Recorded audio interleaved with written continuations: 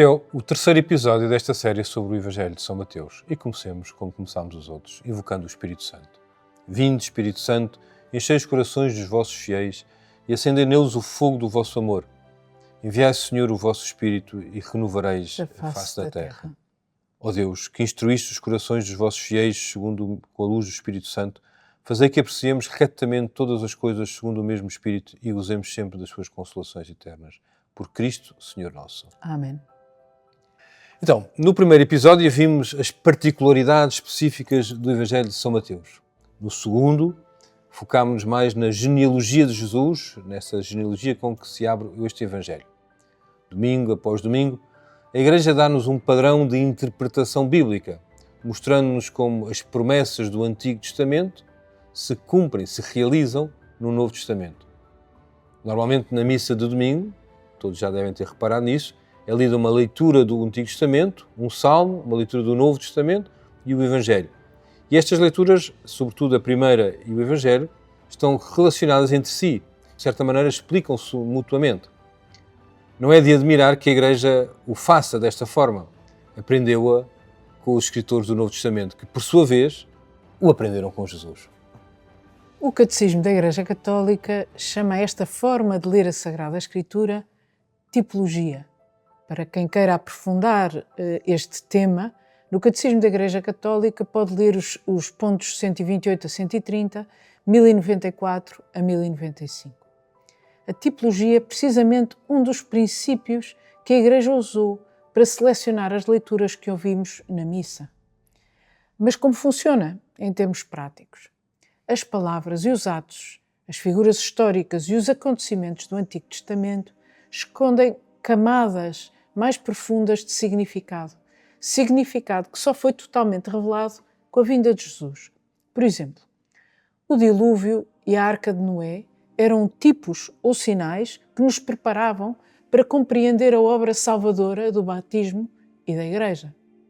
O maná, que Deus deu aos israelitas como alimento no deserto, era também um tipo, um prenúncio do verdadeiro pão do céu que Deus nos dá na Eucaristia.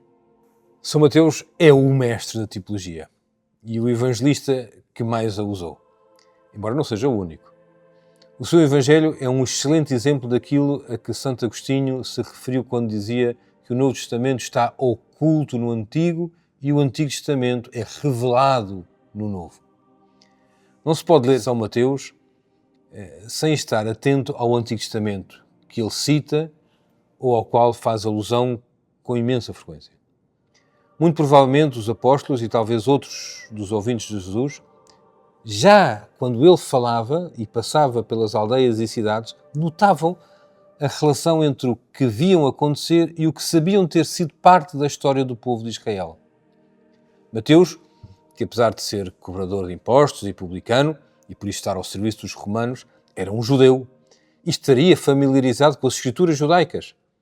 Escreve desta forma porque quer que os judeus do seu tempo vejam como ele viu que as alianças que Deus fez com os homens e com o povo de Israel se cumpriram, se estavam a cumprir definitivamente em Jesus.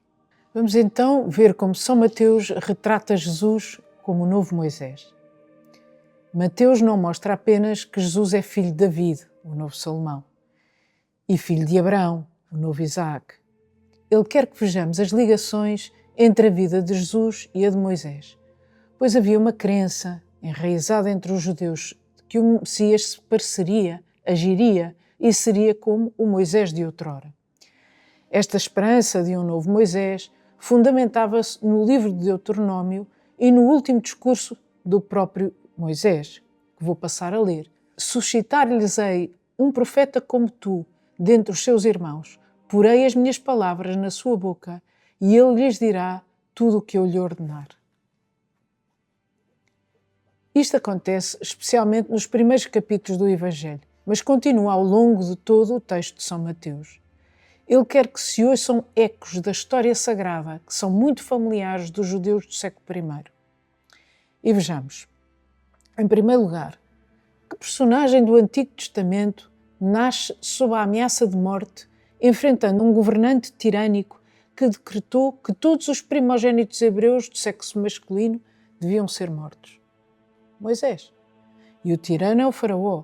O mesmo acontece na infância de Jesus, quando Herodes se comportava como um tirano sem piedade. Pois temos outra questão. Que outra figura na história da salvação, para além de Jesus, é salva por membros da família e mais tarde vai permanecer no exílio? Moisés. Jesus também é salvo por Maria e José e permanece no exílio no Egito, até à morte de Herodes. E São Mateus não tem de dizer, o início da vida de Jesus parece muito com a de Moisés, porque isto era óbvio e bastava contar os factos.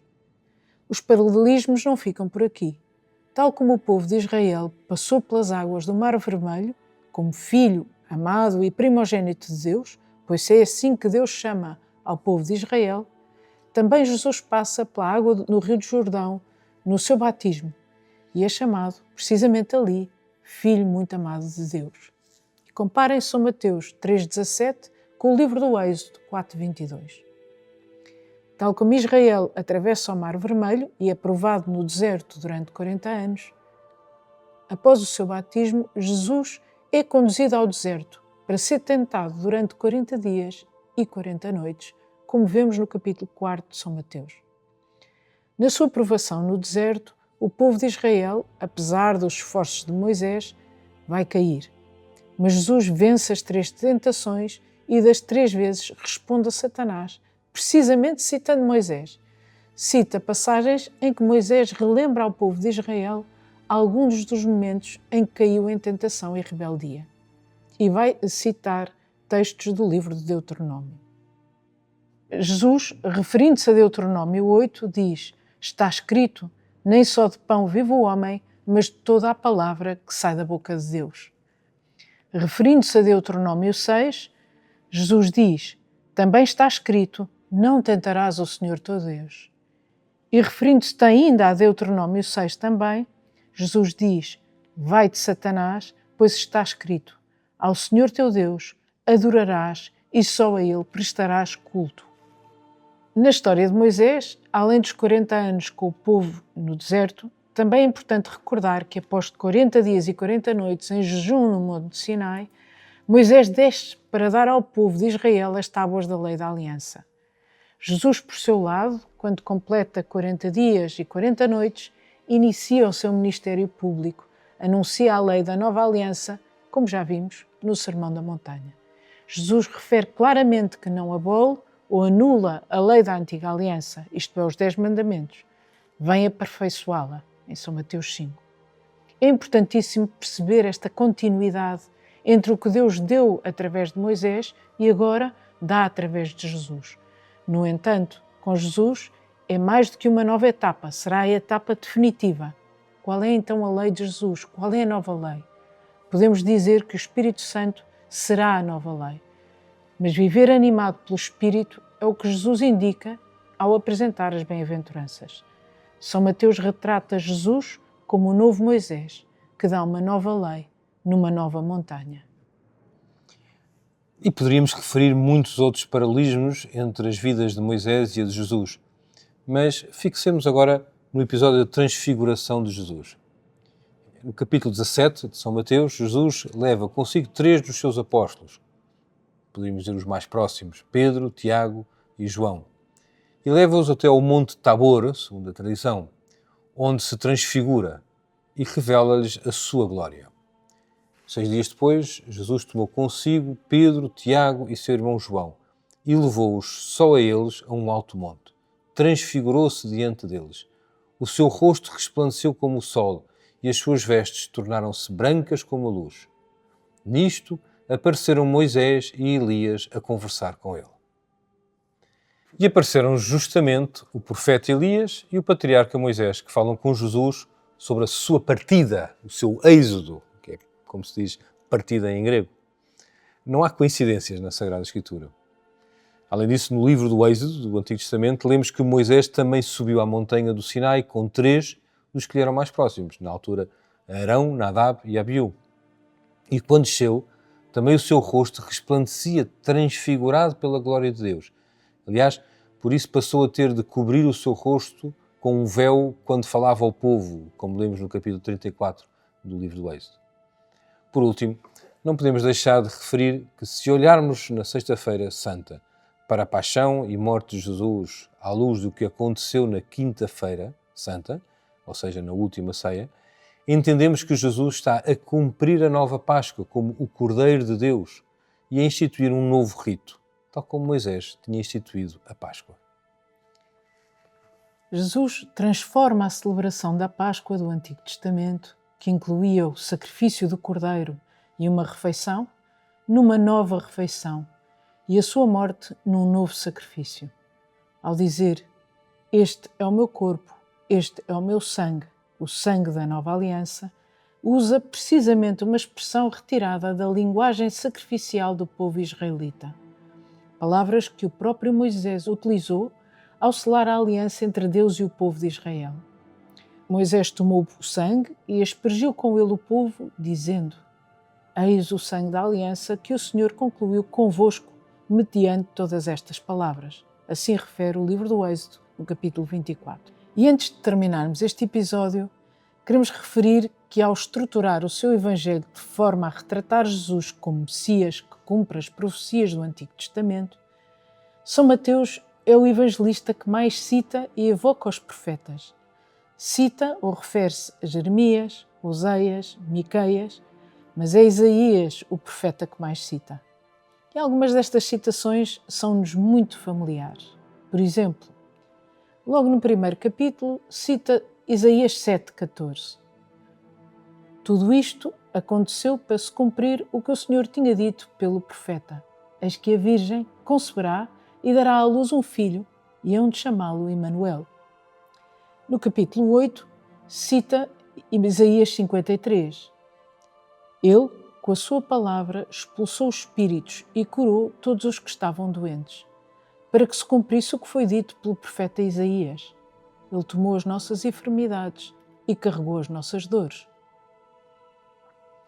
Mas algumas das citações não são tão óbvias e talvez pudéssemos evidenciar uma em particular que nos impressionou, devido ao contexto geográfico realçado por São Mateus. E, citando São Mateus: "Depois, abandonando Nazaré, foi habitar em Cafarnaum, cidade situada à beira-mar, na região de Zabulão e Neftali, para que se cumprisse o que o profeta Isaías anunciara: terra de Zabulão e Neftali, caminho do mar, região de além do Jordão, Galileia dos gentios. O povo que jazia nas trevas viu uma grande luz, e aos que jaziam na sombria região da morte surgiu uma luz." A partir desse momento, Jesus começou a pregar, dizendo: "Convertei-vos, porque está próximo o reino do céu." Ora, Zabulão e Neftali são duas das 12 tribos de Israel. Depois do Êxodo, quando chegaram à terra prometida, Josué distribuiu a terra pelas tribos. A estas duas tribos couberam terras no nordeste da Galileia, mesmo na fronteira com as terras dos gentios. Por isso, foram as primeiras a serem devastadas na invasão dos assírios em 733 e 32 a.C. No capítulo 8, o profeta Isaías anuncia que num tempo futuro Deus restaurará luz nestas terras de Zabulão e Neftali. Como lemos, São Mateus narra que Jesus deixou Nazaré e se dirigiu a Cafarnaum, que fica precisamente na região de Zabulão e Neftali, e é aí que começou a pregar o reino dos céus. São Mateus dá-nos a entender que Jesus está a reverter as tragédias passadas da história de Israel e sinaliza que começa a restaurar as 12 tribos de Israel, precisamente onde elas tinham sido atacadas em primeiro lugar. Uma outra alusão aos profetas, logo a seguir, lemos do texto de São Mateus: "A partir desse momento, Jesus começou a pregar, dizendo: Convertei-vos, porque está próximo o reino dos céus." Caminhando ao longo do mar da Galileia, Jesus viu 2 irmãos, Simão, chamado Pedro, e seu irmão André, que lançavam as redes ao mar, pois eram pescadores. E disse-lhes: "Vinde comigo e eu farei de vós pescadores de homens." E eles deixaram as redes imediatamente e seguiram-no. No fundo, Jesus diz aos apóstolos que vai fazer deles pescadores de homens. O que é que isto significa? O que é que isto significaria para eles? Esta não é uma expressão óbvia e clara, mas aos ouvidos de um judeu do tempo de Jesus, certamente lembraria o que o profeta Jeremias tinha escrito a propósito do fim do exílio e do regresso à terra prometida. Tinha dito o profeta: dias virão, oráculo do Senhor, em que não mais se dirá pela vida do Senhor que tirou do Egito os filhos de Israel, mas se dirá pela vida do Senhor que fez regressar os filhos de Israel do norte e de todos os países por onde os tinha dispersado. Vou fazê-los regressar à terra que dei a seus pais. Vou mandar pescadores em grande número que os hão de pescar. Agora, com Jesus, percebemos que o Senhor nos vem libertar do exílio, mas este exílio é o pecado. Não é só uma terra, não é só um país diferente.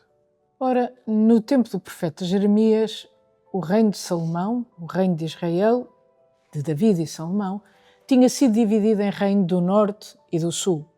As tribos do norte, em particular, estavam dispersas, como o próprio profeta escreve.